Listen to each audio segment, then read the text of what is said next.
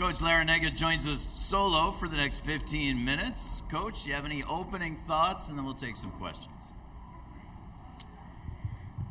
Well, after an exhausting day of doing media interviews yesterday, I thought our players did a great job in practice of putting the interviews behind and concentrating on basketball. We had a very nice team event last night. We had a guest speaker, and he did a wonderful job. And hopefully we'll have another good practice today and a good night's sleep tonight to get ready for tomorrow night. Coach, we're going to take our first question from the first row to the left. Hey, Jim. Dave Borges, Hearst, Connecticut Media. I know you've been asked a lot this week about the George Mason game against UConn 17 years ago, but I wanted to know if you had any recollection of the last time you faced UConn a few years ago. Maybe you've etched that from your memory, but and if I'm not mistaken, were you going through maybe some health issues at that time as well?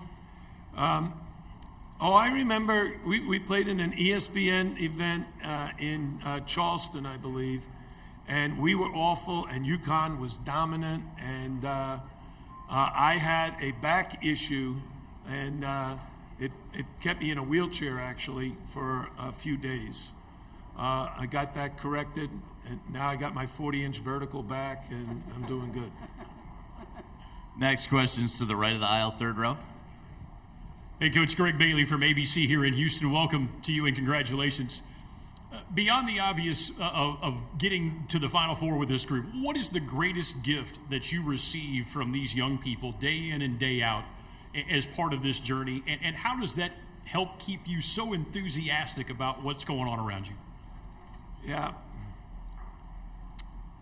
You know, everybody talks about my age, but my players, they don't see it that way. They might see me as their grandfather, but we have a great working relationship because they know I care about them a great deal and that I want to help them achieve their goals. And it's for me just a great joy to have the privilege of working at such a great university. University of Miami is paradise. You know, our campus is beautiful. And then to have such a great group of kids to work with who are just fun to be around every day. You know, someone asked me about the difference between Isaiah Wong when he was a freshman and now. I said, well, the funny thing is, that young man has never had a bad attitude day or a bad effort day. He just has a great attitude towards life and a great work ethic towards basketball. And quite frankly, that leads to other guys wanting to be just like him. He's a great role model for the other guys. And you add Norshad Omier, Nigel Pack, Jordan Miller, they're all like that. And when you have kids who are like that, it's really a lot of fun coaching. Coach, we're going to move up front to the first row. Dom? Dom Amori from the Hartford Courant. Coach, from watching UConn in this tournament, maybe in person in Albany or on film, what have you taken away from them, not in the basketball X's and O's sense, but more in the vibe or the body language or the looseness, confidence that they've been playing with? Well, I've known Bob Hurley Sr. Since I was a young coach. I've known Danny and Bobby for a long time as well. And I think their team reflects the Hurley clan philosophy of play really hard and aggressive at both ends of the court. And you have to be impressed with their size, their physicality, but also their skill. You know, like Jordan Hawkins is one of the premier shooters in the country. And they have skills at every position. So my staff and I have been very, very impressed with them, and we know we have a big challenge ahead of us tomorrow night. Coach, we're going to move to the right side, fourth row, AP. Hey, Coach, AP Stedham, AP and Kelly, as we see at syndicated radio. Coach, who was your speaker and why did you choose that person? And then you remember a name from the past, Donnie Lewis. Donnie Lewis, who played with me at Providence College. Of course I remember Donnie Lewis. He's one of the best defenders in college basketball at that time. But your question was about? Your speaker. Our guest speaker was Patrick Young, who played college basketball at the University of Florida, helped the University of Florida get to the Final Four, and had a tragic car accident, and right now is rehabbing, trying to go from a wheelchair to walking again. Our strength and conditioning coach, Preston Green, previously worked at the University of Florida, and Preston approached me about Patrick maybe addressing the team via Zoom. I was all for it, and Patrick addressed the team for about 20 minutes last night after our team dinner. He did a fantastic job. He's a terrific motivational speaker. Coach, we're going to stay in that same area, one row up. Coach Dave Hyde at South Florida Sun Sentinel. Since you went through that with Patrick Young, what was the message he gave? But my other question: what do you do with the team the next? What are you going to have? 36 hours, or maybe not that much. But what do you do with the team for that year? I want to tell you, I really liked your article. You hung out with our guys for a few hours, and I think reported it very nicely. What we're going to do is what we do routinely. I'm a great believer in routines. I try to keep it as routine as possible every day in practice. We have about 52 routines that we follow daily, and we're going to try to do that. Now, it varies a little bit because we've added media responsibilities. But the moment our responsibilities end here, we'll go out on the court and we will practice. And the practice, hopefully, will have a lot of energy, and we want to get the players comfortable on the court and then also confident that they feel they can play really good basketball come Saturday night. And then when we're done, we'll do our normal routine. We'll have dinner together as a coaching staff and team. We'll have a team meeting. We'll go over all our last-minute details about the game plan. And then hopefully the guys will get a good night's sleep. We have a shoot-around tomorrow, and then the game tomorrow night. So game day will be very, very similar to every game day that we've played so far. Left side of the room, right side of the aisle. Hey, Coach. Josh? Good to see you. All week you've been talking about the change of venue going from 8,000 the Watt holds to 75,000. Just with the one practice, how has your team adjusted to that simply because we won't be able to talk to you after practice? You know, I think they've done a very good job. We practiced yesterday in the arena, and it was a very intense practice. Guys were aggressive at both ends. One of the group I would love for you guys to write about, and you should interview them, is our scout team. I'm telling you, they do an amazing job of simulating the opponent. It's mostly a group of freshmen with a couple of walk-ons, and DJ Irving, my assistant coach, has to prepare them for every nuance we're going to face, whether it's offense or defense. He's got to break down the video, he's got to study the opponent, then he's got to teach the scout team how to do it, how to execute, and then our rotation players, the top 8 or 9 guys, have to then defend the scout team and then try to score against the scout team. So they did a great job yesterday. They did a great job back on Tuesday when we practiced. And I'm sure they'll do a great job tomorrow at the shoot-around because we basically do like a dress rehearsal. And when you have a great scout team, it often leads to great preparation and then good execution during the game. Coach, we'll take one from the right side, left of the aisle. Eddie? Okay. Hey, Coach. Eddie Pells with AP. There's been a lot of talk about this Final Four and the seedings of the teams. What's your general feeling about seeding? I mean, it doesn't feel like they got everything right this time. But you know, if you're expecting all 4 number 1 seeds to be at the Final Four every year, because that's where they like, it doesn't work that way. There's too much parity in college basketball. There's too many changes in rosters every year now. The transfer portal has created that. You know, we have transfers. Every team's got transfers. So even how your season starts is not really reflective of how you might be in February and March. And it's a impossible task for the committee to seed 1 through 68 and for everything just to fall into place. But what we tell our team is, if you've made the dance, if you're in March Madness as one of those 68 teams, you've earned your way in, either by winning your conference tournament or being selected because of your body of work. And it's been proven year after year after year that those seeds create the upsets.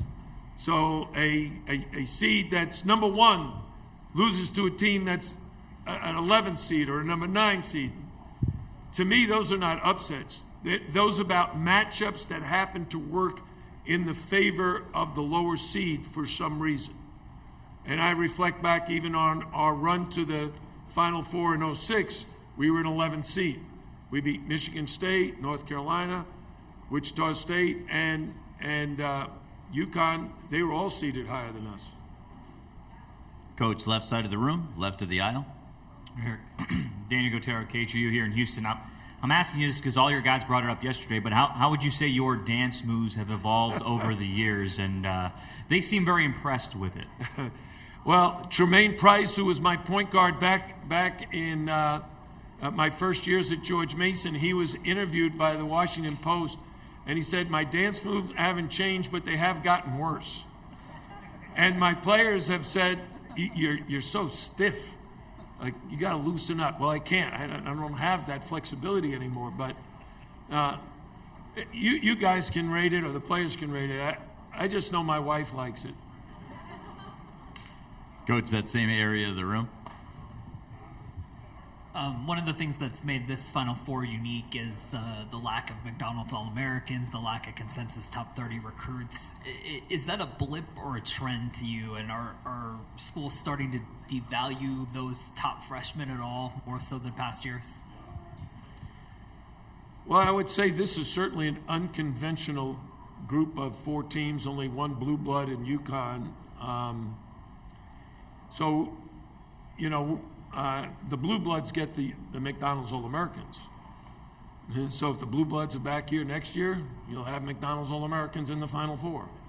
But right now, you know, it's not that all the schools don't try, but you get eliminated quickly, and the young man tweets his list of, you know, Duke, Carolina, Kentucky, Arizona, Michigan State, and then you're out of it. So you got to find other players. You know, maybe your plan B is someone that's going to develop in your program and be a great player at some point. We've been very, very fortunate over the years to recruit a player, and I'll use Isaiah Wong as an example. He was pretty highly recruited. His list narrowed down to us in UConn, but he was not a McDonald's All-American. He was a young man with a great heart and a great competitive spirit, and he's just gotten better and better. And we're always looking for those kind of guys. And my staff does a great job. You know, Bill Courtney, who I hired at Bowling Green 26 years ago, he's now back on my staff in Miami. He's always telling me about guys that, you know, I'm hearing great players. He said, but they're not for you. And then he finds a guy, he says, this guy's not rated as highly, but I think you'll love him. And one of those guys is Tony Skinn, who I think, if I'm correct, we were his only scholarship offer from Division I. Tony helped us get to the Final Four in 06, and he's now the head coach of his alma mater, George Mason. He was named that, I think it was yesterday. Dana O'Neill with The Athletic. A lot of people asking you questions about your relevance, your relatability, your dance moves. I'm just wondering, like, have you ever been considered cool, or is, like, the art of your uncoolness sort of your coolness, if you will? You know, I like self-deprecating humor. And when I dance, that's self-deprecating. I mean, I'm not Michael Jackson. So the whole idea of March Madness, and the reason it's called the big dance, is it's fun. Everybody loves dancing. Even if you can't dance, I know a lot of people can't dance, they love getting out on the dance floor. So for me, if I can entertain my players, bring a smile to their face or have them laugh, that's great. Because I got thick skin. I mean, I don't worry about stuff like that. Coach, back of the room on the right side. Hey, Coach. Will Manso, WPLG Miami. Good to see you. Coach, I think it's about a little over 40 basketball alum from UM are making the trip, going to be here. A bunch of other football, other sports. What does that mean to you, knowing the guys that paved the way and what it means to them, the pride they take in what this program has accomplished? Yeah. At each of my stops, Bowling Green, George Mason, and Miami, we've tried to build tradition where the players loved coming back and revisiting and sharing their memories. I just did that with two of my George Mason players that were on the Final Four team. They joined us for breakfast. My former assistant coaches are back here. And those University of Miami former players, they can take great pride in laying the foundation, because we didn't even have a basketball program for a while. There was no interest in basketball, supposedly. And then in 1985, we brought it back, and we've had some tremendous coaches build the program and lead us to this point. I know Bill Foster gave up being the head coach at Clemson to come here and rejuvenate a dormant program. Seth Greenberg helped them. These are guys I have great respect for. And then Leonard Hamilton, who's one of the winningest coaches in the history of college basketball, and he's actually older than me, by the way, anybody who don't know him. And he's done a great job wherever he's been. So I feel like, we want to keep advancing the Miami basketball program and compete with all the best schools in the country. And those guys should take great pride in what we're doing and what they did. Final question of our general session is going to be for Dan, to the right of the aisle. Yeah, Dan Wolgan, USA Today. I was just curious, how difficult is it for you to keep Coach Cristobal away from Norchad? I hadn't thought of that, but I better start. Yeah, Norchad Omier is 6'7", 245 pounds of dynamite. His personality, his body language, his ability to relate to everybody. Here's a young man whose first language is Spanish, and he's up on stage speaking English and still very, very comfortable and confident that he can relate to all of you. And this is his roommate. Just ask him what Norchad's like. And they become so close, and I love them both. Yeah, and I asked that because obviously Miami's had one of the most famous college basketball to football conversions. He just seems like a guy whose physical profile, I was just curious, what you think his professional future actually could be. Oh, he's going to be in the NBA. I'm telling him, in football you get hurt. I don't want him even thinking about playing football, and I don't think he ever will, because he's a dynamic basketball player. He hasn't even scratched the surface.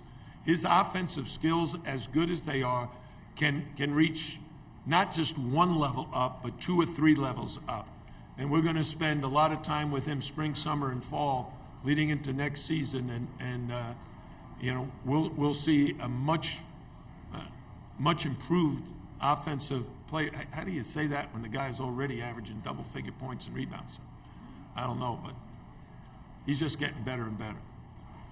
We'd like to welcome in Nigel Pack at this time, and we've also eclipsed that 12:30 mark. We're going to take questions from our full court press groups. That's those journalists with the black lanyards on. We're going to go to the right side, right of the aisle. Coach Larinaga, Sam Calhoun. With UConn's big staying at 6'9" with Adama Sanogo and Dominic Lincoln at 7'2", Norchad Omier, as he said, he's so physical. He said that ACC plays really helped with preparing for guys that are bigger than him. Can you just talk about what Norchad's able to do with this size advantage that his opponents have? Norchad's an undersized big man, but he's competed against big guys throughout the season. Duke has 2 7-footers in their starting lineup. Carolina has Armando Bacot. Wake Forest has some huge guys. Virginia has 6'11", 7 foot. So he's faced them.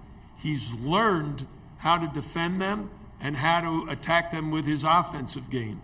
And it's a challenge. When I see them walk out for the jump ball, I say, oh man, the other guy's got him by 4 or 5 inches. And yet still at the end of the game, he's the leading rebounder and has scored double-figure points. So I'm very, very confident in his ability to compete. Left side of the room to the right of the aisle, Talia. Hey, Coach, Talia Goodman. Both you guys and the women's team really took advantage of NIL when it was first introduced, and you both went on to make big runs in March. What are you seeing firsthand as the impact of NIL in college basketball? Well, I look at more as the big impact of the transfer portal, because these guys probably wouldn't even been available if they didn't put their name in the transfer portal. And so when we are recruiting, we looked at our team last year, made it to the Elite Eight, and Charlie Moore and Sam Wardenberg were graduating. So we need to replace them. We needed a point guard and we needed a big guy. And when those guys entered the portal, we went after them. Why they chose Miami, I hope, and I really do assume, and I'm pretty sure I know, is because Nigel saw the opportunity he had with Charlie graduating. Norshad, on the other hand, went to Miami Prep. So it was just a natural thing to say, hey, if I can come back to Miami, I loved my year at Miami. My first language is Spanish, and, city of Miami has a lot of Spanish-speaking people. So for him, it was just a natural. And for Nigel, it's just a perfect fit. We're going to stay in that same area, one aisle back. Henry Huber with the LSU Reveille. In 2011, when you joined the program, it wasn't nearly as basketball oriented, and some even questioned the decision. What convinced you to decide to take on the challenge of coaching at Miami? Oh, my decision to come to Miami? Yes, sir. Well, basically, I'd say from very early on in my coaching career, I had the goal of being a head coach in the ACC. Then, having spent 7 years at Virginia, reaching 2 Final Fours, that became not only a goal but a dream. That was something I wanted to accomplish, and if I could ever have the opportunity, I was going to jump all over it. So in 2011, after our George Mason team was in the NCAA tournament, knocked off Villanova, lost to Ohio State in the next round, and Frank Haith left Miami to go to Missouri, I thought to myself, that's the spot. I got to figure out if I can get involved with that job. And I called some friends in Miami, and they helped me get an interview, and the rest is history. I accepted the job and have loved every minute of it.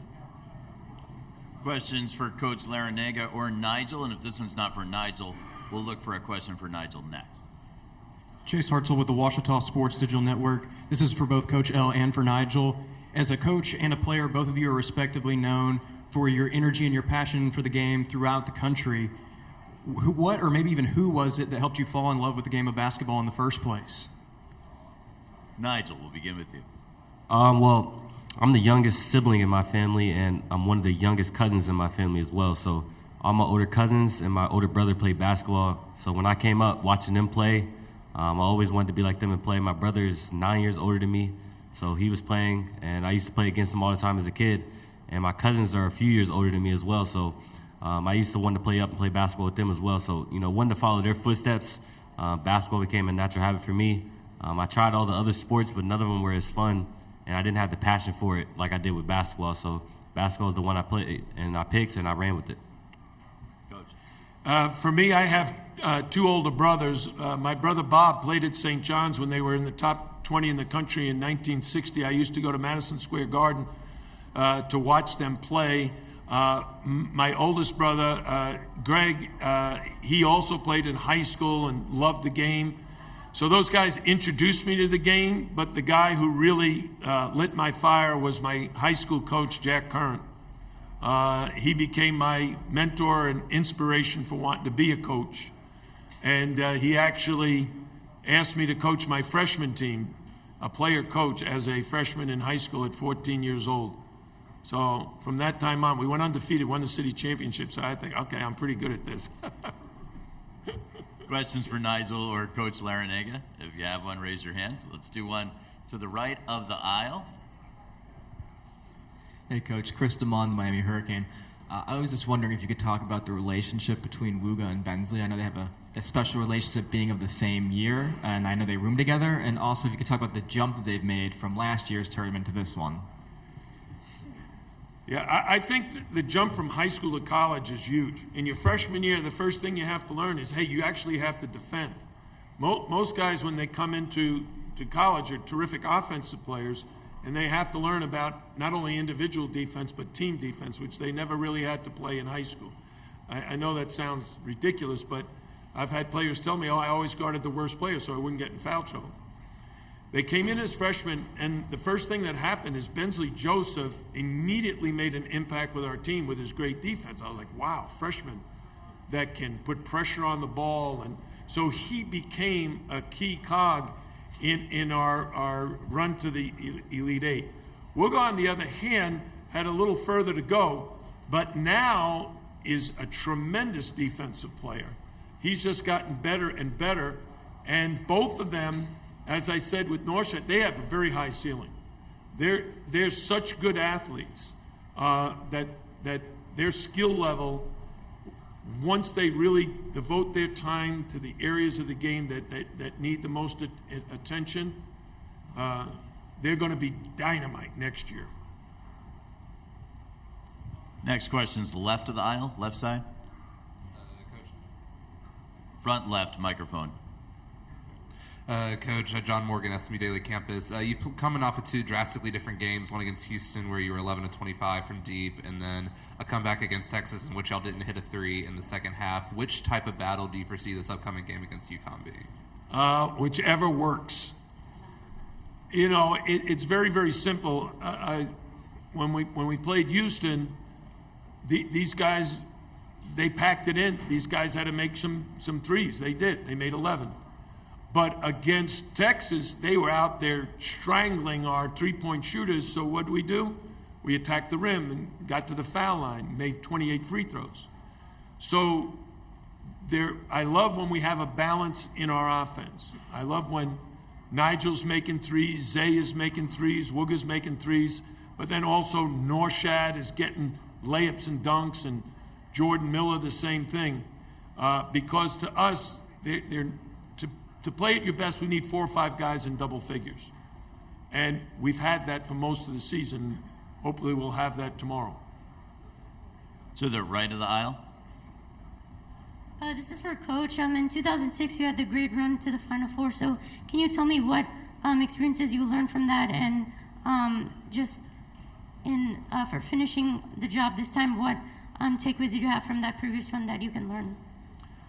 Well, I told the players, wait until you see the stadium you're playing in, because it's elevated, it's humongous, and how was it yesterday? It's pretty good. They see for the first time, it's just a different environment. It's like you're playing outdoors. And back then, in 06, we had our tallest starter was 6'7". This year's team tallest starter is 6'7". And those 5 guys really shared the ball.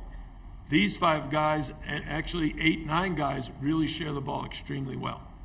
And that's the most consistent thing. That's where the similarities are. You're playing in a gigantic venue. You're not even going to be able to hear me. I whistle very loud. You're not even going to be able to hear that because it's such a large venue and the ceiling is so high. But the consistency is really with how well guys play together. We'll go back to Talia on the right of the aisle. Nigel, your official statement on the venue was pretty good. Yeah. All right, everybody got that? Hey, Nigel, you make this big life decision last year to transfer, come to Miami. You come to Miami, now you're here at the Final Four. What's it been like for you? What's been going through your head this past week, just throughout this experience? Yeah, I mean, everybody's been telling me to soak it all in. You know, enjoy the experience while you have it. It's been so much fun, you know, playing with this team. The things that we've been able to complete and accomplish as a team, has been great, but it doesn't even feel real yet. Like, you know, we have accomplished some great things. We're here to make it to the Final Four, but I just feel like the true energy and the true shot in me won't show until we're holding up that national championship trophy. We'll take the final question about 4 rows in that same area. This is for Coach. The adjustment from the CAA to the ACC is obviously a tough one. What were the biggest things you learned from those first few years with Miami that eventually allowed you to have this recent success?